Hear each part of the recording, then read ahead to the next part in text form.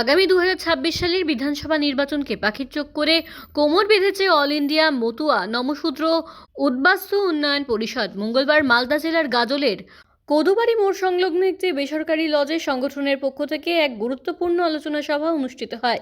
রাজ্যের 18টি জেলার প্রতিনিধিরা এই মেগা বৈঠকে অংশ নেন।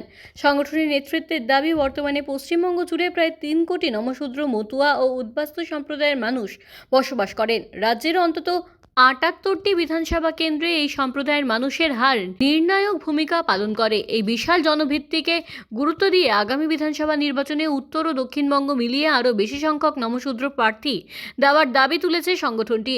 এই মর্মে রাজ্যের মুখ্যমন্ত্রীর কাছে জোরালো বার্তা পৌঁছে দেওয়ার কর্মসূচিও গ্রহণ করা হয়েছে এদিনের বৈঠক থেকে। বৈঠকে উপস্থিত বক্তারা অভিযোগ করেন, দীর্ঘদিন ধরে নমশূদ্র সম্প্রদায় সামাজিক, শিক্ষাগত ও অর্থনৈতিকভাবে পিছিয়ে রয়েছে। তাদের সার্বিক উন্নয়নের লক্ষ্যে আগামী দিনে আরও সক্রিয় ভূমিকা নেওয়ার শপথ নেওয়া হয়।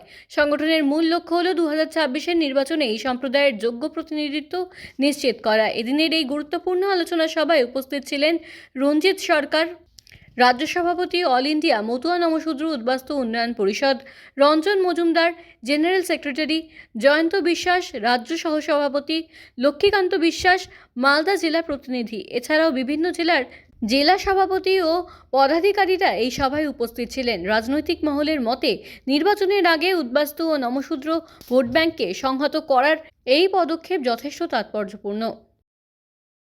আজকে আমাদের অল ইন্ডিয়া মতুয়া নমশূদ্র উদ্বাস্তু উন্নয়ন পরিষদের পক্ষ থেকে সমগ্র পশ্চিমবঙ্গের বিভিন্ন জেলা থেকে প্রতিনিধি যারা জেলার দায়িত্বে রয়েছেন তাদেরকে নিয়ে আগামী বিধানসভা নির্বাচনকে কেন্দ্র করে যাতে বেশি সংখ্যক প্রার্থী নমশূদ্র মতুয়া উদ্বাস্তুদের পক্ষ থেকে করা হয়, সেই লক্ষ্যেই আমরা মূলত আজকে এখানে অত্যন্ত গুরুত্বপূর্ণ এই মিটিংয়ে আমরা সকলেই উপনীত হয়েছি এবং সকলের দাবি রয়েছে এবং মুখ্যমন্ত্রীর কাছেও আমাদের এই দাবিটি রয়েছে।